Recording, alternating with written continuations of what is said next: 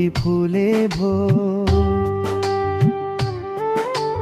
जनता हिडुन् तातो घाममा आफू कर्म डुले भो। टाउको दुख्दासम्म यिनको विदेशमा जाने रे। घाटमा लाने बेलासम्मै देशलाई लुट्दै खाने रे। जनता पनि कति सोझा कहिले केही भनेनन्। देशलाई माया गर्ने एउटै नेता जन्मेनन्। जन्मे हुर्के बढे यही तर आफ्नो सम्झेनन्।